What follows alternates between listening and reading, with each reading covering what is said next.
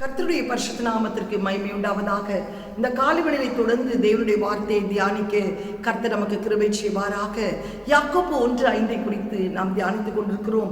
ஒருவன் ஞானத்திலே குறைவுள்ளவனாய் இருந்தால் சம்பூர்ணமாய் கொடுக்கிற ஜோதிகளின் பிதாவிடத்திலே கேட்க கடவன் என்று சொல்லி இந்த முதல் நாம் பார்த்தோம். சாலமோன் விசேஷித்த விதத்திலே ஸ்தோத்திர பலிகளை செலுத்தி கர்த்தருக்கு ஸ்தோத்திரம் சர்வாங்க தகன பலிகளை செலுத்தி தேவன் அவனிடத்திலே கேட்டபோது, அவன் ஞானத்தை கேட்டபோது தேவன் விசேஷித்த ஞானத்தை தந்தார். இரண்டாவது, கர்த்தருக்கு பயப்படுகிற பயம் ஞானத்தின் ஆரம்பம் என்று சொல்லி பார்த்தோம்.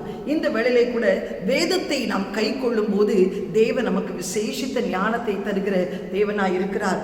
உபாகமம் 4ஆம் அதிகாரம் 6ஆம் வசனத்தை வாசிக்கும் போது, ஆகையால் அவைகளை கை கொண்டு நடவுங்கள், ஜனங்களின் கண்களுக்கு முன்பாக இதுவே உங்களுக்கு ஞானமும் விவேகமாய் இருக்கிறது.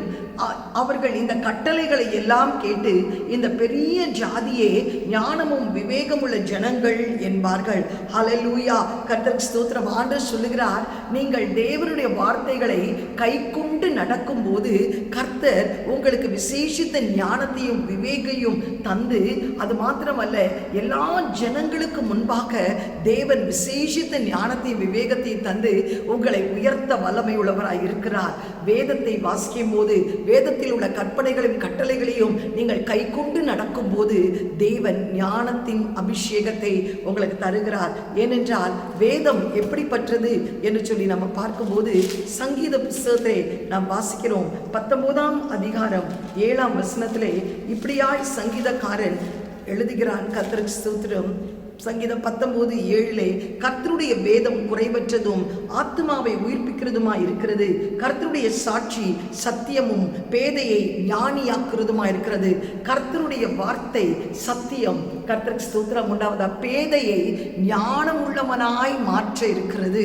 இன்றைக்கு வேத வசனத்தை, வேதத்தை அனுதினமும் வாசித்து வேதத்தின்படி நீங்கள் ஜீவித்து வேதத்தை கை கொண்டு அந்த கற்பனைகள் கட்டளைகளுக்கு படி நீங்கள் நடந்தால் தேவன் சொல்லுகிறார், உனக்கு விசேஷித்த விவேகத்தையும் ஞானத்தையும் நான் தருவேன்.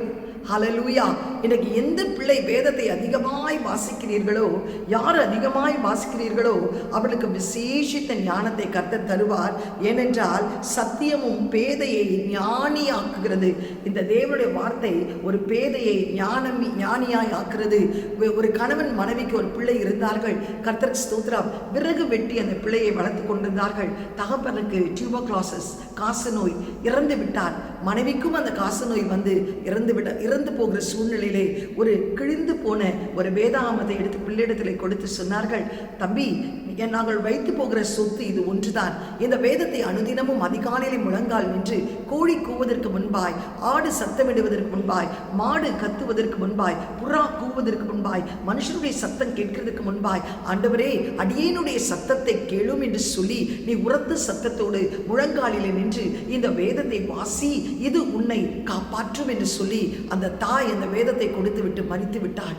அந்த பையன் அந்த தாய் சொன்னபடியே விறகை பொறுக்கி தொட்டியிலே போடுவதற்கு முன்பாய் அதிகாலையிலே எழும்பி சென்னலையெல்லாம் திறந்து விட்டு காகம் கரையவில்லை, குருவி கூவவில்லை, மாடு சத்தமிடவில்லை, ஆடு சத்தமிடவில்லை என்று சொல்லி, ஆண்டவரே என் சத்தத்தை கேளும் என்று உயர்த்த சத்தத்தோடு தேவனுடைய வார்த்தையை தியானித்து விட்டு பின்பு விறகை பொறுக்கி தொட்டியிலே போட்டு அதிலே வருகிற வருமானத்தை கொண்டு அவன் சாப்பிட்டு பள்ளிக்கூடத்திற்கு கடந்து போனான். தேவன் அவனை விசேஷித்த விதத்திலே உயர்த்தினார். கர்த்தருக்கு ஸ்தோத்திரம். யார் அந்த மகன் தெரியுமா?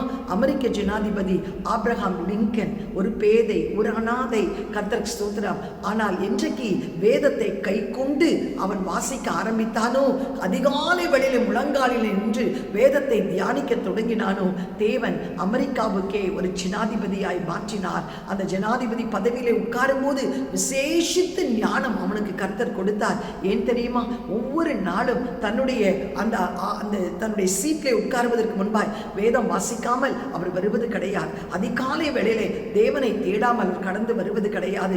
தேவன் அந்த அந்த வேதத்தை கை கொண்டது நிமித்தம் அந்த பேதையை கூட கர்த்தர் விசேஷித்த ஞானியாக்கினது. பேதுரு கூட சாதாரண மீன் பிடிக்கிறவன் தான். ஆனால் வேதத்தை கை கொண்டு நடந்தபடியினால் பேதுருவை ஒரு பெரிய அப்போஸ்தலனாய் மாற்றி கர்த்தர் என்னை நேசிக்கிறாயா, என்னை நேசிக்கிறாயா என்று சொல்லி, என் ஆடுகளை மேய்ப்பாயா என்று சொல்லி, இந்த கல்லின் மேல் சபையை கட்டுவாய், பரலோகத்தின் திறவுகோலை உன் கரத்திலே கொடுக்கிறேன் என்று சொன்னார். ஆம், எனக்கு பிரியமானவர்களே, இன்றைக்கு நீ ஒரு பேதையாய் இருக்கலாம். ஆனால் நீ வேதத்தை கை கொண்டு நீ நடக்கும்போது தேவன் உனக்கு விசேஷித்த விவேகத்தின் ஞானத்தையும் தருகிறது இல்லாமல் எல்லா சின்னத்திற்கு நடுவிலே உன்னை கர்த்தர் உயர்த்தி உயர்ந்த ஸ்தானத்திலே வைக்க வல்லமை உள்ளவராய் இருக்கிறார். வேதத்தை வாசிக்கிறதுக்கு மறக்காதீர்கள். ஒவ்வொரு நாளும் வேதத்தை தியானியுங்கள். அந்த வேதம் உங்களை விசேஷித்த கர்த்தருக்கு ஸ்தோத்திரம் ஞானத்தை தந்து உயர்ந்த ஸ்தானத்திலே நிறுத்தும். கண்களை மூடி ஜெபம் செய்வோம். எங்களை அதிகமாய் நேசிக்கிற நல்ல தகப்பனே, இந்த காலை வேளையிலே கூட தாவே வேதத்தை கை கொண்டு அந்த வேதத்தில் உள்ள கற்பனைகளையும் கட்டளைகளையும் நாங்கள் ஆண்டவரே கர்த்தாவே வாசித்து ஜீவிக்கும் போது எங்கள் வாழ்க்கையில விசேஷித்த விவேகத்தின் ஞானத்தையும் தந்து அந்த விவேகத்தின் ஞானத்தின் மூலமாய் ஜனங்களுக்கு மத்தியிலே ஆண்டவரே நீர் எங்களை உயர்ந்த ஜாதியாய் நிறுத்துகிறதற்காய் உமக்கு ஸ்தோத்திரம். இந்த வேத வசனங்கள், இந்த சாட்சிகள், இந்த சத்தியம் ஆண்டவரை பேதையை கூட ஞானியாக்கும் என்று நாங்கள் வாசிக்கிறோமே. ஆபிரகாம் லிங்கனுடைய வாழ்க்கையிலே ஒரு பேதை, ஆண்டவரே ஒரு அனாதை, ஆனால் அந்த வேதம் அவனை உயர்ந்த ஸ்தானத்திலே நிறுத்தினதை நாங்கள் பார்க்கிறோமே.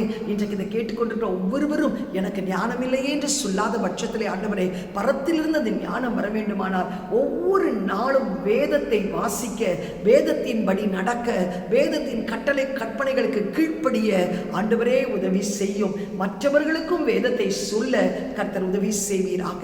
இயேசுவின் மூலம் நல்ல பிதாவே, ஆமென். God bless you. Have a blessed day. Amen.